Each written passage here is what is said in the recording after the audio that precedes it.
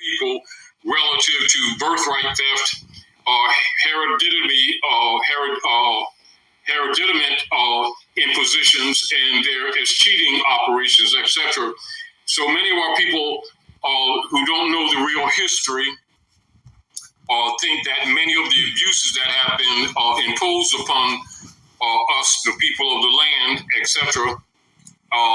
stem from attitude relative to the complexions of the people's skin and different things like that, which have been taught. And all of that's basically a fraud. What you have is the operations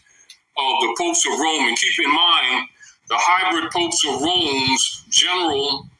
position of operations is that they hold themselves as substitutes for the pharaohs of ancient Hikkupta, etc. And so basically, what you have is a foundation of imposition, personation, and substitution as a rule of order. And so when you see the general operations of what is known as the hybrid European Germanic tribes, almost all of their politics is based in Asiatic African conquest. That must be understood. That must be known. And their politics are based or rooted in that concept of operation. There are secret societies, etc. And this is why all of the secret societies of the world on the surface, although it goes deeper, but on the surface, as far as the degrees are presented to the world, are basically rooted around what you would call Hikkupta or Egypt. And the concept that many people have today based in the hybrid education system is that when they're referring to Egypt, that they're talking about the territorial lands just above Nubia and Sudan, etc., Eritrea, that whole area, and they think the geographical designation of the political jurisdiction known as Egypt today. However, the fact of the matter is, when you make reference to Egypt, you're actually talking about pretty much the whole landmass at Midgard, being in the east and in the west, across the Great Atlantis, etc. And so the concepts that are presented when they're talking about the ancient Asiatic Africans, etc., most of our people, based on their educational systems, their mind always goes only to the east side, etc. And the psychology that they always present of the hybrid Europeans trying to separate Egypt from Africa goes actually deeper than that. When they say they're separating Egypt from Africa, that means the mentality of the people of Asiatic African descent are put into boxes where the concept or the misconception is that we peopled only one section of the planet when actually we peopled the entire planet, Midgard, etc. And this is why much of the real history or the human history walk of man, there's very little information except usually given in secret societies of the hybrid operations, particularly the ones that took place at Old Amexem, or what the Yucatan area of old Central Africa, which is known as Central America, or Old Amexem or Old Mek. And with the hybrid operations, which we will not go into in detail, most of you know about that. And in the altered and modified, heavily modified Septuaginta, presented to the masses of the people, known as the Bible today, etc., they will talk about the amalgamation issue, and that is actually a small part of the introduction to the history of the hybriding that took place. That is the general origin of your hybrid European tribes, etc. And most of the history in your more contemporary times as taught to the people, when they present the history of Iberia, as an example, they won't speak Iberia, they'll say Europe. And most people know that when you're saying Iberia, you're talking about the peninsula just to the north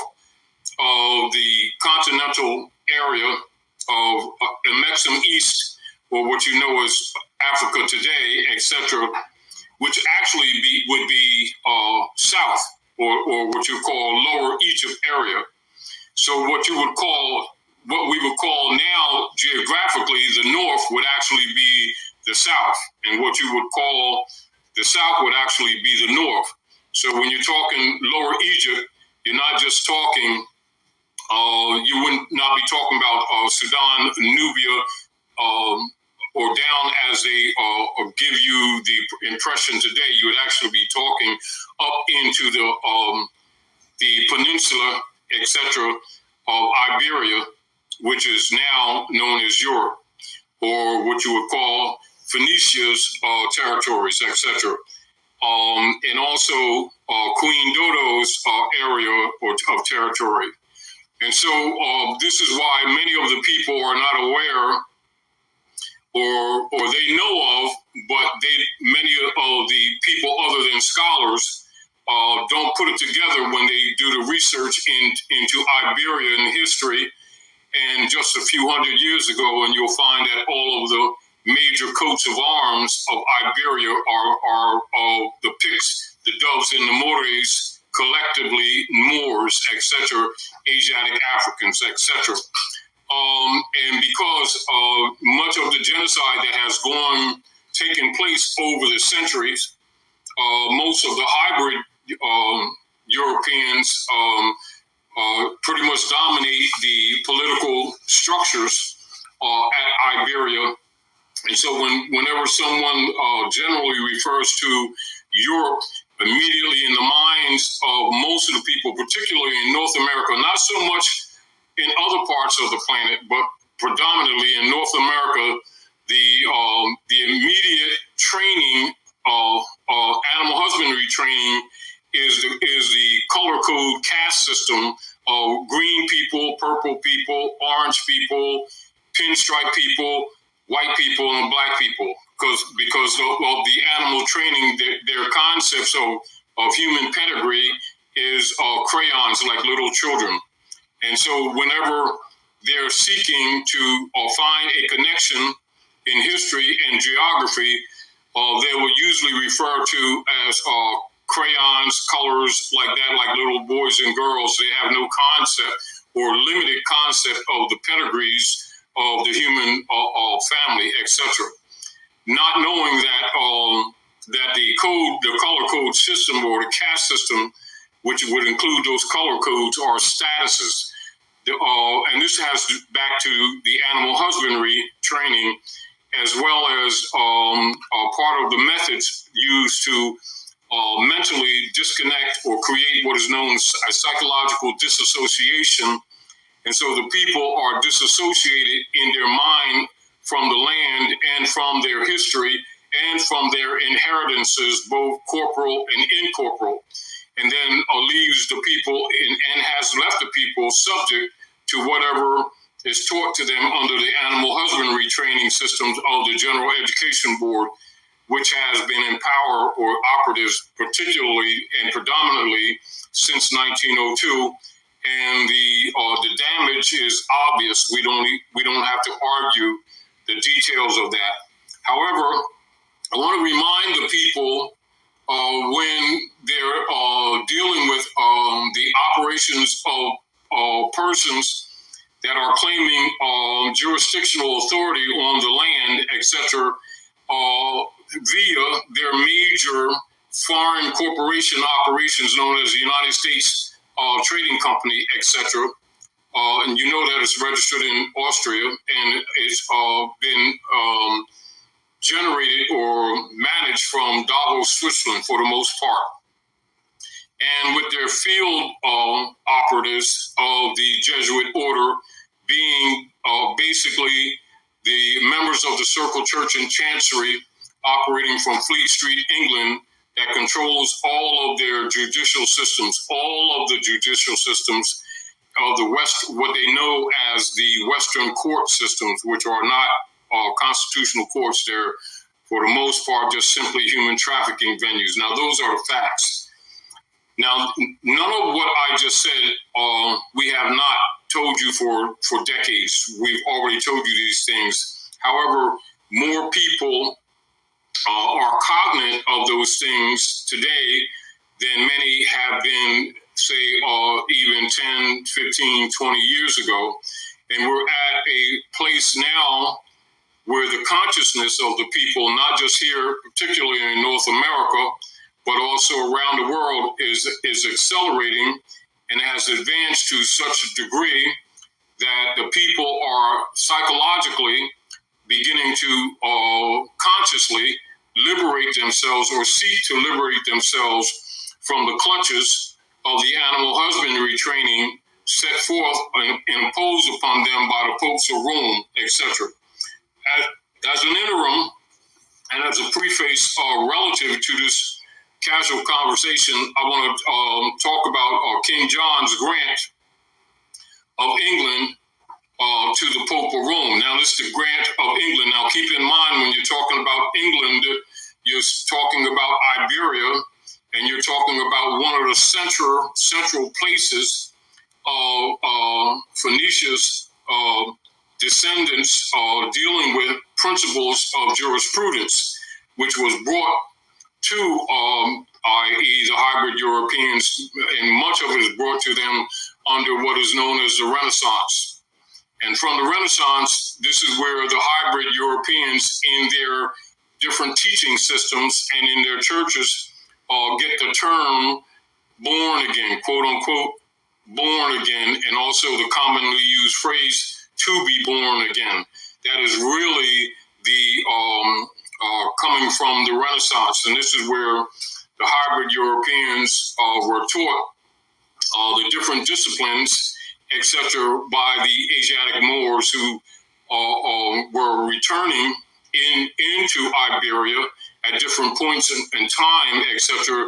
dealing with the hybrid Europeans for the most part, who were generally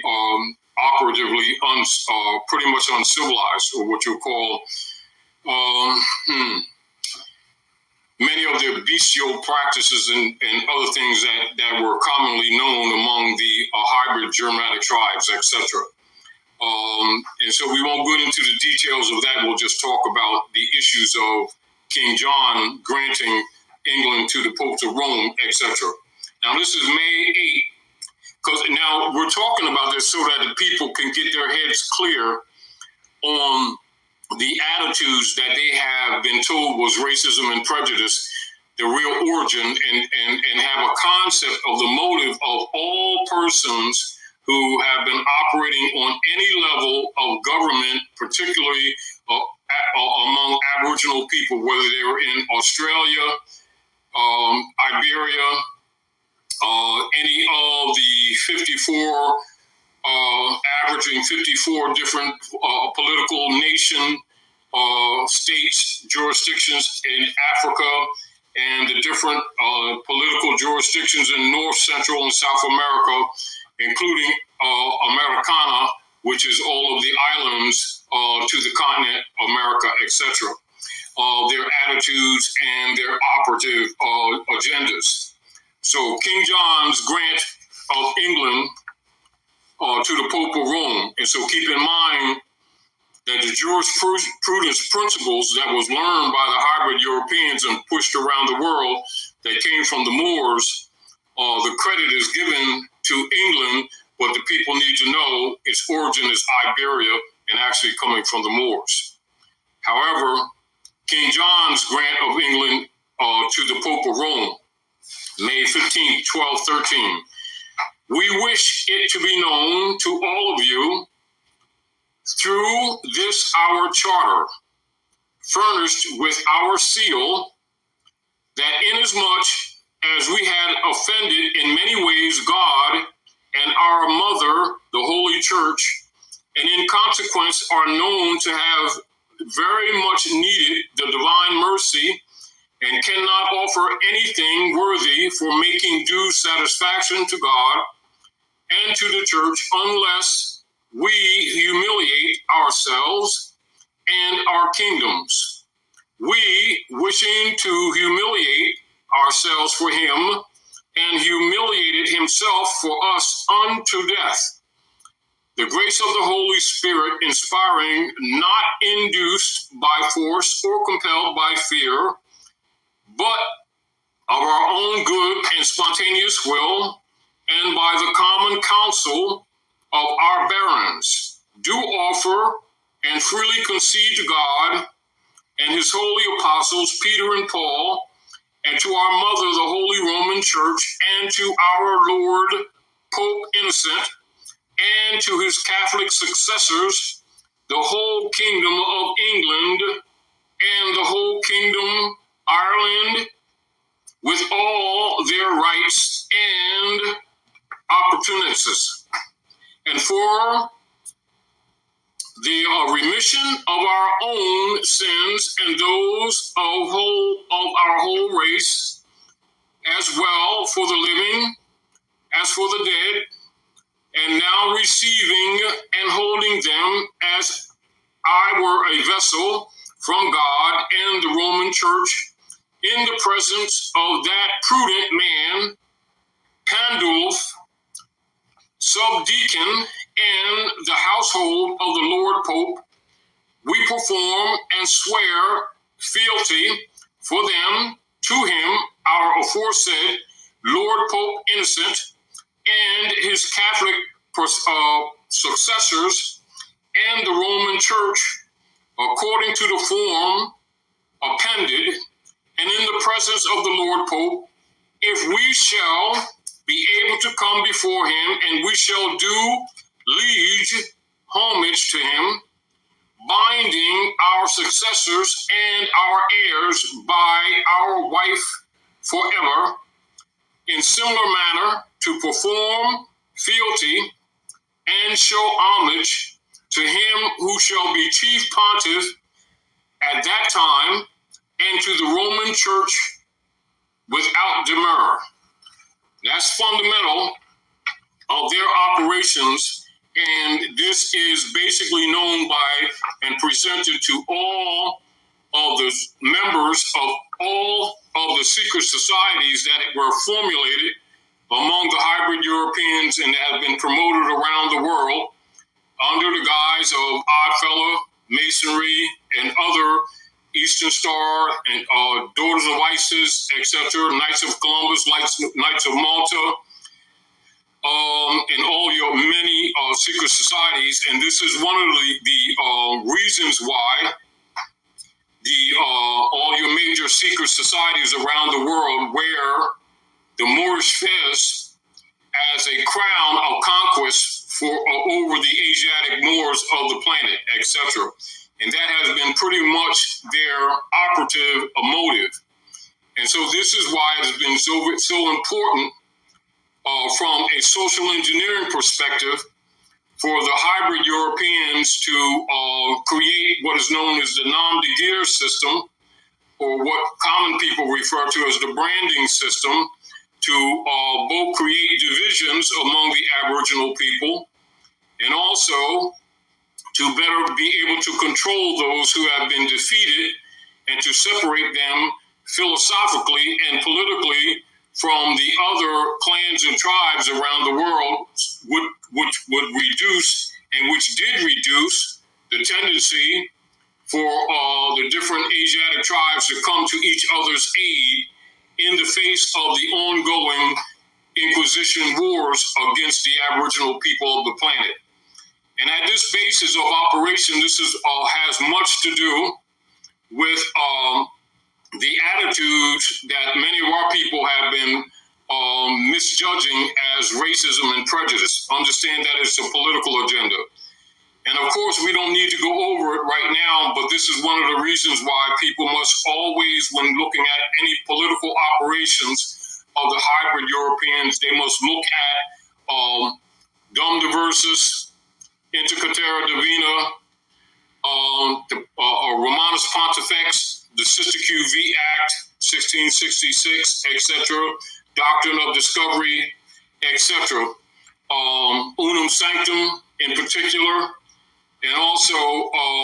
the general attitude that is presented in all of their political forums for any, even the lightest cause, etc., to flay or to murder, to kill, and to take the lands and the possessions and the inheritance of all the Asiatic Africans of the planet, etc. And so that's the origin of their attitudes. However, and at the same time, while any of those areas can be expanded relative to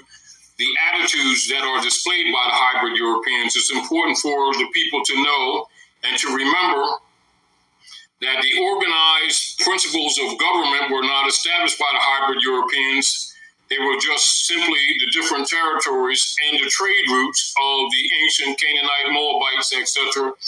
and the Phoenicians, etc., which are collectively referred to as Phoenicians, were simply taken over by the hybrid Europeans, etc., but the foundations of the international trade, international law, principles, and jurisprudence was not created by them. It was usurped by them. And then some, by virtue of our interrelationships, was simply learned relative to studies. This is one of the major reasons why when you're doing any research in archaeology and the structures of different governments and the geography and the wars, the systems of wars, etc., you will always find almost all of the leaders in their secret chambers wearing the Moorish fez. And of course, out of ignorance and out of lack of information, this is again why many people, when they're looking into the history, would actually blame the Fez or blame Moors essentially when they see that Fez as being necessarily the conquerors or